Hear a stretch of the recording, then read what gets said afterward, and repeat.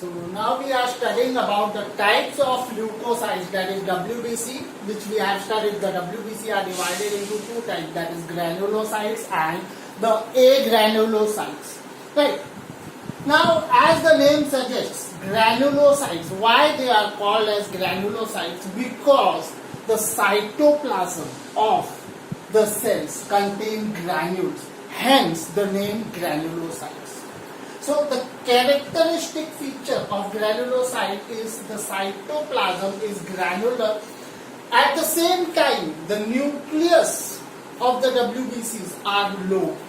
You can see here I have made this beautiful comparative chart for the study of granulocytes as well as the agranulocytes, which we will study in detail. Now, granulocytes are further divided into three types, namely neutrophils, eosinophils and the basophils.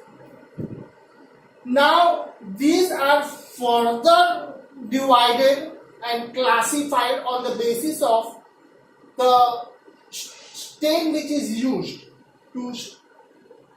for the cytoplasmic granules. Now they have a nucleus which are lobed to what type, how many lobes are there. So the number of lobes differ in each type of the granulocytes. The number is more or less, the percentage of the WBCs differ in each type of the WBCs and their functions as well are different. So if talking about the granulocytes, the first one which comes is neutrophils. Neutrophils are stained.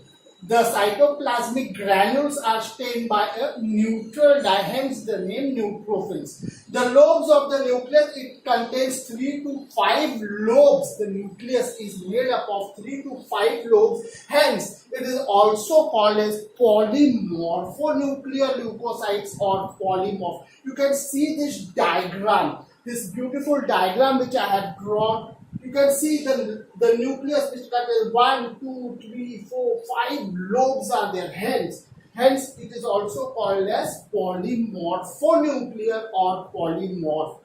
The percentage, these are the highest. The neutrophils are highest among the WBC, that is around 54 to 62% of the WBCs are neutrophils. Their function is phagocytic. Phagocytosis means to directly engulf the invading microorganism. They will eat the microorganisms.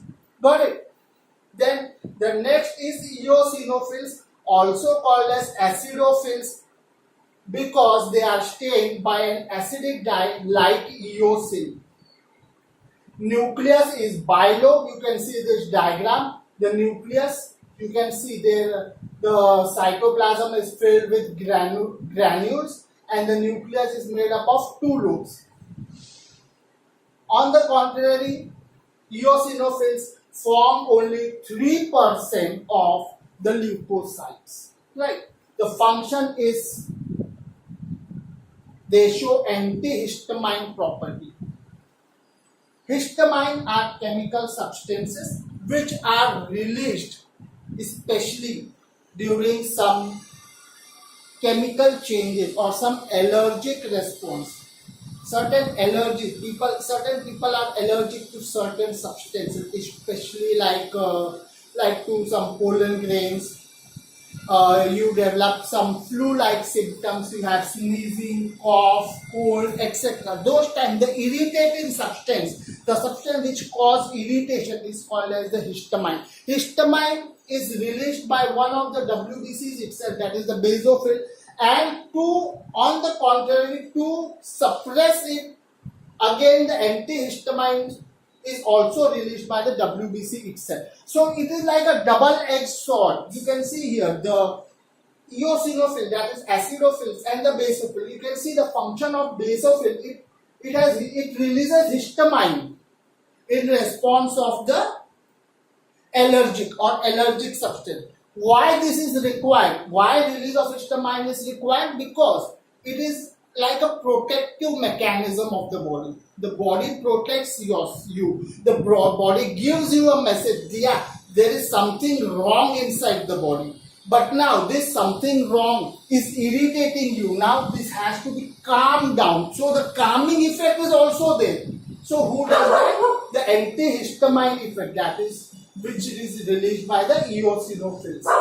Coming to basophils, the basophils, you can see the nucleus is twisted. It forms only 0.5% of the total WBC. Here it releases histamine, at the same time also releases heparin. Heparin is an anticoagulant. Anticoagulant means it forms a it is an anticoagulant, means it is against clotting. It will stop clot formation.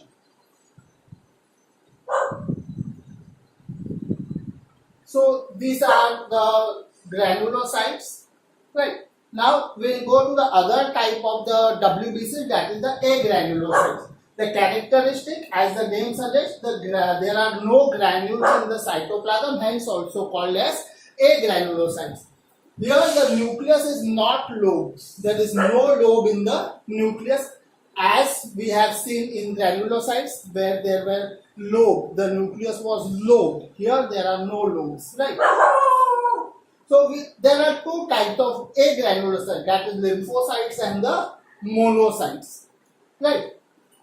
So here also we have made a comparative chart, right?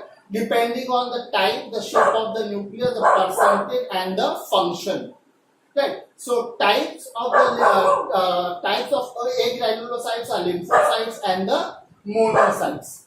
Is it clear?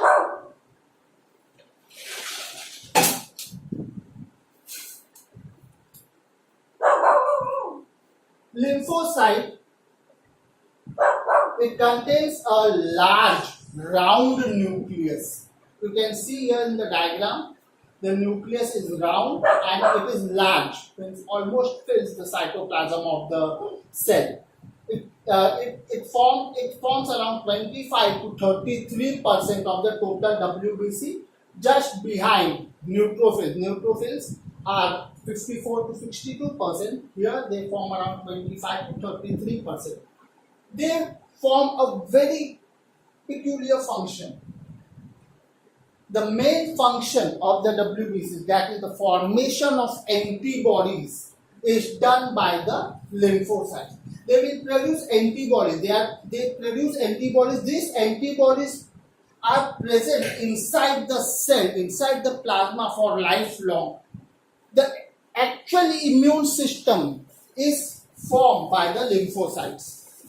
Correct? That is the innate immunity, humoral immunity. So immunity is a totally different chapter. But here, if we talk of lymphocyte, lymphocyte will form the antibodies which will be present inside the body, and they will come into action whenever there is some foreign invasion. Similarly, monocytes, you can see here the monocytes are the largest of all the WBC. You can see the cell, it is so big. See the diagram and see the nucleus, which is kidney shaped. Monocytes form 3 to 9% of the total WBC. Their function, they are phagocytic in function. At the site of infection, monocyte enlarge, they become big. At the same time, they are big cell, they will enlarge more. They become macrophages, and these macrophages engulf the microorganism and remove the cell debris. They are also called as the scavengers.